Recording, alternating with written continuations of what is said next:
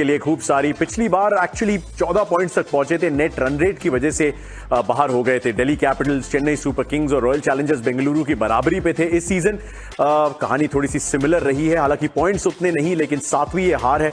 लेकिन उससे बड़ा चिंता का सबब अजय भाई जो 7वां single digit score Rishabh Pant के लिए आया है। आई नो थोड़ा सा पॉजिटिव आउटलुक रखने की कोशिश की उस पोस्ट मैच इंटरव्यू में, नेवर इजी, एड्रेनालिन रश के बीचों बीच अगर आपसे इस तरीके के सवाल जवाब किए जाए। बट ऋषभ पंत खुद को देखेंगे वापस तो जरूर खुद से सबसे पहला सवाल करेंगे कि कप्तान पंत के लिए बल्लेबाज ऋषभ पंत टर्न अप नहीं कर पाए। नहीं, आई थिंक उनसे ज्यादा शायद कोई डिसअपॉइंट नहीं हो सकता, ना वो फील कर सकता है।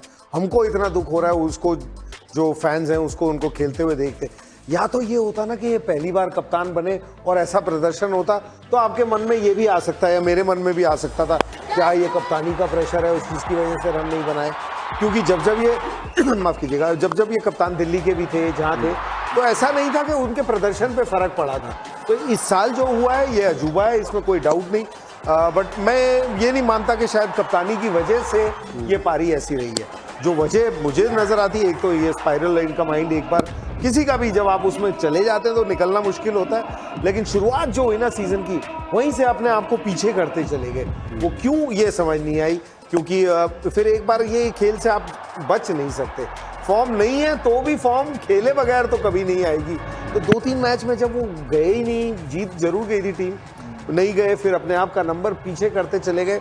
और जब सीजन शुरू हुआ था तब अगर ओपन कर लेते तो शायद कहानी अलग होती। लेकिन इसमें कोई डाउट नहीं कि ऋषभ पंत, क्या मैं कहता हूं कि कोई नया खिलाड़ी भी आए और अगर वो इतने मैचेस खेले और ये स्कोर रहे तो वो आप जरूर कहेंगे कि इससे खराब सीजन हो नहीं सकता।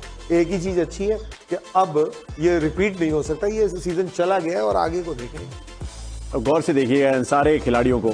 ये जब रेस टू प्लेऑफ्स हमारी शुरू हुई थी तो शुरुआत में चेन्नई ने मुंबई को हरा दिया था, उसके बाद थोड़ा सा विराम लग गया, वो 6 पॉइंट्स तक ही पहुंच पाए।